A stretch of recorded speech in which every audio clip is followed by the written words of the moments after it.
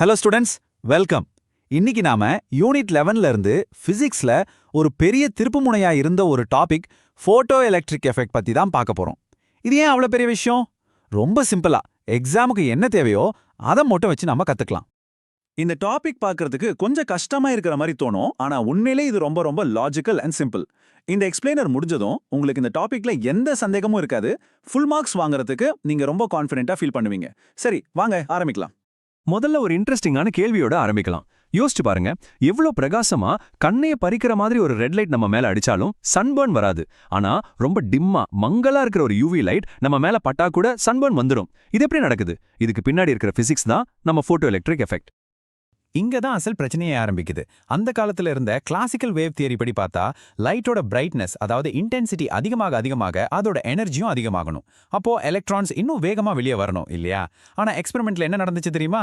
Brightness அதிகமானா மோர் electrons தான் வெளியே வந்துச்சு, ஆனா ஃபாஸ்டரா வரல.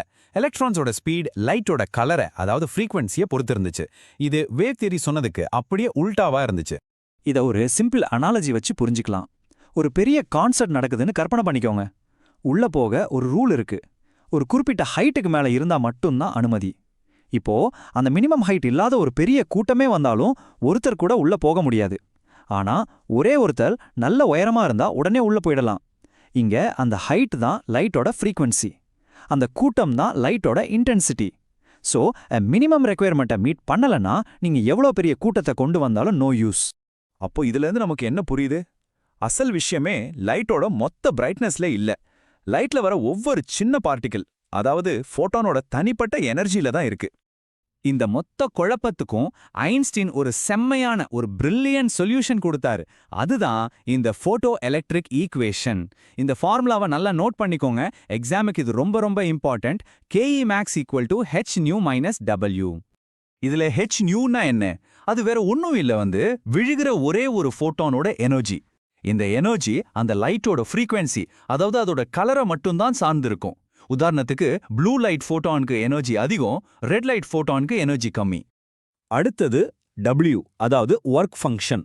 இதை சிம்பிளா சொல்லணும்னா, ஒரு எலக்ட்ரான் அந்த மெட்டல்ல இருந்து வெளியே வர்றதுக்கு கட்ட வேண்டிய ஒரு என்ட்ரி ஃபீ மாதிரி, இல்லனா ஒரு டிக்கெட் விலை மாதிரி. இந்த மினிமம் எனர்ஜியை கொடுத்தாதான் வெளியே வர முடியும். கடைசியா KE max, இது மேக்ஸிமம் கைனடிக் எனர்ஜி. சரி, அந்த டிக்கெட் வாங்கிட்டு வெளியே வந்தாச்சு. வந்ததுக்கு அப்புறம் அந்த எலக்ட்ரான் கிட்ட மீதி இருக்கிற காசு, அதாவது எனர்ஜி, அதுதான் இந்த KE max. இந்த லெஃப்ட் ஓவர் எனர்ஜியை வச்சு தான் அது வேகமா மூவ் ஆகும். சரி, வாங்க ஒரு குட்டி ப்ராப்ளம் போட்டு பார்க்கலாம். ஒரு கிரீன் லைட் ஃபோட்டான் 2.48 EV எனர்ஜியோட சோடியம் மெட்டல் மேல விழுது. சோடியமோட ஒர்க் ஃபங்க்ஷன், அதாவது நாம கொடுக்க வேண்டிய cost 2.3 EV. First step check பண்ணணும்.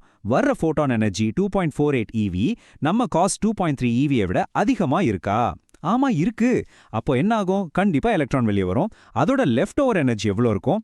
KE = 2.48 EV - 2.3 EV, which is 0.18 EV. அவ்வளோதான், சிம்பிள். சரி, கான்செப்ட் இப்போ தெளிவா இருக்கும்னு நினைக்கிறேன். இப்ப நாம எக்ஸாம்ல மார்க் குறைக்கிற சில பொதுவான தவறுகளை பத்தி பார்க்கலாம். ரெடியா? நிறைய ஸ்டூடெண்ட்ஸ் பண்ற முதல் தப்பு, பிரகாசமான லைட்டுனா எலக்ட்ரான்ஸ் ரொம்ப வேகமா வெளியே வரும்னு நினைக்கிறது தப்பு. கரெக்டான விஷயம் என்னன்னா, பிரகாசமான லைட்டுனா நிறைய எலக்ட்ரான்ஸ் வெளியே வரும். ஸோ இன்டென்சிட்டிக்கும் எலக்ட்ரான்ஸோட எண்ணிக்கைக்கும் தான் சம்பந்தம், ஸ்பீடுக்கு இல்ல.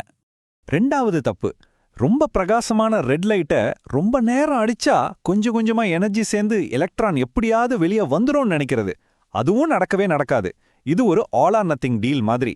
ஒரு ஃபோட்டானோட ஃப்ரீக்வன்சி அந்த மினிமம் த்ரெஷ்ஹோல்டை விட கம்மியா இருந்தா நீங்க எத்தனை வருஷம் அந்த லைட்டை அடிச்சாலும் சரி, ஒரு எலக்ட்ரான் கூட வெளியே வராது. இதை நீங்க வாழ்நாள் முழுக்க மறக்காம இருக்க ஒரு சூப்பர் டிப் சொல்றேன், நல்லா கேட்டுக்கோங்க. Frequency is the gate, intensity is the flow. அதாவது ஃப்ரீக்வன்சி தான் அந்த கேட்டை திறக்குமா இல்லையான்னு முடிவு பண்ணும். இன்டென்சிட்டி அந்த கேட் திறந்த பிறகு எவ்வளோ பேர் உள்ள வராங்கன்னு முடிவு பண்ணும். சிம்பிள் இல்லையா? ஓகே, இதெல்லாம் படிச்சாச்சு. ஆனா இந்த போட்டோ எலக்ட்ரிக் எஃபெக்ட் ஏன் இவ்ளோ முக்கியம்? பிசிக்ஸோட மத்த டாபிக்ஸ் கூட இது எப்படி கனெக்ட் ஆகுது? நாம லைட்டை ஒரு பார்ட்டிக்கலா, அதாவது ஃபோட்டான்ஸா பார்க்க ஆரம்பிச்சதால தான் ஆட்டம்ஸ் ஏன் உடையாம ஸ்டேபிளா இருக்குன்னு புரிஞ்சுக்க முடிஞ்சது.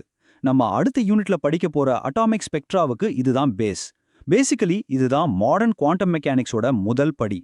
சரி, இந்த மொத்த கிளாஸ்ல இருந்தும் நீங்க கண்டிப்பா ஞாபகம் வச்சுக்க வேண்டிய 3 விஷயம். பாயிண்ட் 1, லைட்டுங்கிறது ஃபோட்டான்ஸ்னு சொல்ற சின்ன சின்ன துகள்களால ஆனது. பாயிண்ட் 2 ஒரு ஃபோட்டானோட எனர்ஜி அதோட ஃப்ரீக்வன்சியை அதாவது அதோட கலரை மட்டும்தான் பொறுத்து இருக்கு, பிரைட்னஸை இல்ல.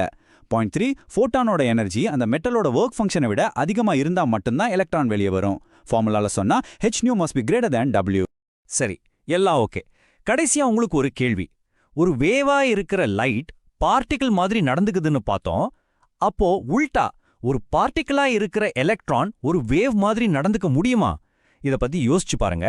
இதுக்கான பதில நாம அடுத்த கிளாஸ்ல பார்க்கலாம். Keep learning.